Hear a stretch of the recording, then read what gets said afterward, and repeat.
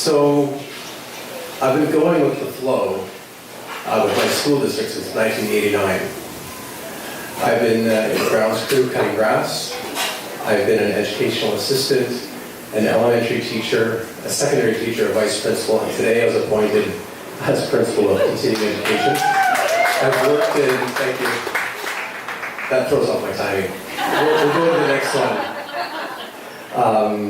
I've worked in many schools. I worked in Sean Noswick's old school, Thomas Haynes Secondary. I've tried many different classroom configurations. I've followed some trends. I've had straight rows and worksheets. I've done groups of students and projects. But with a mindset to go with the flow, it's allowed me to try new things, leading to design thinking, reimagining learning spaces, and really engage with these amazing networks created through Twitter, design camps. And through that, through going with the flow, it's allowed me to examine my practice and consider new ways of doing things, focusing on fixing problems and not the blame. I've participated in advanced violence threat risk assessment training as well as traumatic event systems training. I've been a part of several teams that have conducted vitras in several different high schools. During that time, we encountered many challenging situations, multiple fights, threatening language, non-compliance with staff members, go figure, sometimes very specific threats on Instagram, for example, and sometimes more generalized threats.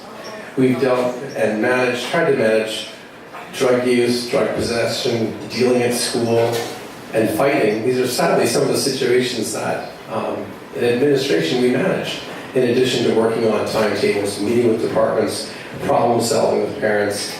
But I've always tried to go with the flow and maintain curiosity and not be offended. Instead, many times I felt, oh, that student's being so disrespectful. The temptation is high to be offended when we're unwilling to see our contribution to conflict. When we don't go with the flow, we can become offended when we believe that others are being disrespectful and discourteous. As a personal attack, we can get into arguments and engage ourselves in conflict as a participant in the very conflict that we're called upon to mediate. In an education system, we must model calmness and check our own bias. I had to check my own bias when doing the investigations that I've been a part of. What do I believe about drug and alcohol use? What do I believe about addiction? What do I believe about oppression? What do I believe about privilege and poverty? I challenge you to look at that and acknowledge your own bias. It's tough. Going with the flow has led me to compassion. I'm curious about the fighters. I'm curious about societal norms of drug and alcohol use. I don't want to be led to narrow-mindedness. Being narrow-minded can lead us to bitterness and mistrust and misperception of others. With an open mind and my depth of knowledge of a family's background has helped me arrive at compassion as my response.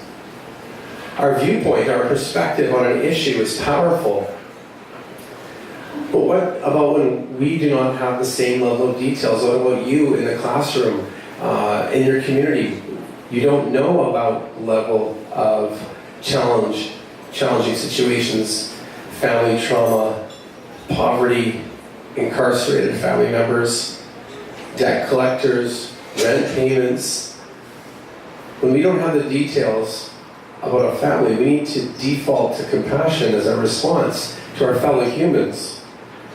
I've been in many meetings in which I was surprised by the language that was used to describe young people and realized that some staff members simply did not know the details of a family like we did, nor could they. It's busy enough being a teacher as it is. That's when I realized that we need to trust our support teachers, trust our counselors. When we don't know the intimate details of a person's life, then we must default to compassion. We need to change the way we look at our practice and the way we look at our colleagues and our families. We must focus on fixing problems and not the blame. We must be purposeful in being curious about the behavior of others. We need to be honest in evaluating our own biases. And because we don't know everything, because there's more to life outside of our classroom walls, we must all default to compassion in our response to others. Thank you.